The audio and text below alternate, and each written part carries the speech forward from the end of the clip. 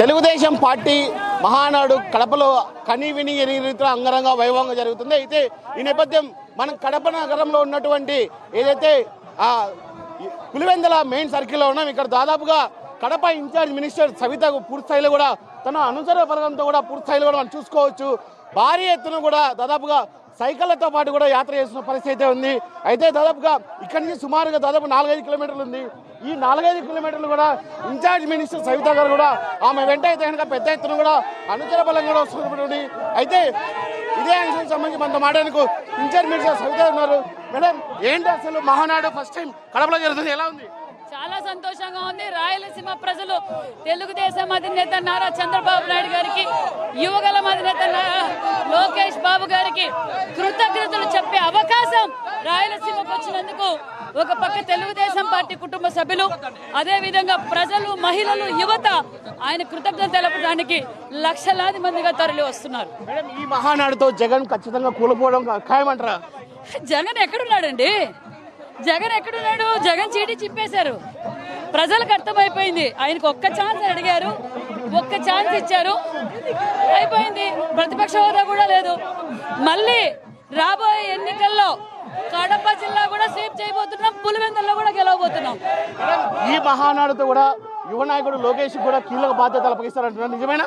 చంద్రబాబు నాయుడు గారు కొత్తగా లోకేష్ బాబు గారు కీలక పదవి ఇచ్చాల్సిన పని లేదు. తెలుగుదేశం పార్టీ కుటుంబ సభ్యుల్ని బలోపేతం చేస్తూ తన కుటుంబంలో భావిస్తున్న నాయకుడు, యువ నాయకుడు నారా లోకేష్ బాబు గారు కార్యకర్తల సంక్షేమ నిధి కోసం, కార్యకర్తలకు ఏదైనా జరగరాంది జరిగితే ఆ కుటుంబానికి 5 లక్షల రూపాయలు ఇన్సూరెన్స్ ఇస్తున్న ఏకైక party Telugu Desam party. Rayalaseema declaration పైన ఏమైనా ఈ సభలో చర్చించే అవకాశం ఉందా? అన్ని మంచి. ఇప్పటి వరకు రాయలసీమకు జరిగింది తెలుగుదేశం పార్టీలోనే, జరగబోయేది కూడా తెలుగుదేశం పార్టీ. అంటే రాయలసీమలో ఇప్పటికే కొన్ని ప్రాజెక్టులు కావచ్చు, ఫ్యాక్టరీలు కూడా పెండింగ్ లో ఉన్నాయి. దీని మీద చర్చించే అవకాశం ఉందా? ఎందుకు పెండింగ్ ఉన్నాయి? ఎందుకు పెండింగ్ ఉన్నాయి? రాయలసీమలో ప్రాజెక్టులు తెచ్చింది తెలుగుదేశం, ముఖ్యమంత్రి చంద్రబాబు నాయుడు గారు. పరిశ్రమలు తెచ్చింది చంద్రబాబు నాయుడు గారు, రోడ్లు వేసింది చంద్రబాబు నాయుడు గారు. ఖచ్చితంగా పెండింగ్ లో ఉన్న ప్రాజెక్టులు గత ప్రభుత్వం వైఖరి వల్ల ఆగిపోయాయి. ఖచ్చితంగా దాన్ని కూడా పూర్తి చేస్తాం. ఈ మహానంలో అట్రాక్షన్ మీరే కనపడుతున్నారు. దాదాపు మనం చూసుకోవచ్చు, దాదాపుగా వేల మంది సైకిళ్లతో కూడా మీరు వస్తున్నారు. మీరేమంటారు?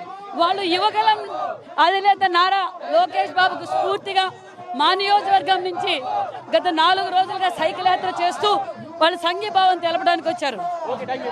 ఇది మొత్తంగా చూడొచ్చు. ఇన్ఛార్జ్ మినిస్టర్ సవిత గారు కూడా పూర్తిస్థాయిలో కూడా దాదాపుగా 600 మంది సైకిల్ మనుషులతో కూడా పూర్తిస్థాయిలో కూడా మహానాడు తరలి కూడా వెళ్తున్నారు. ఏమైనా సరే ఈ మహానాడులో కూడా పూర్తిస్థాయిలో కూడా దాదాపుగా జగన్ పతనం ఖాయమని అంటున్నారు.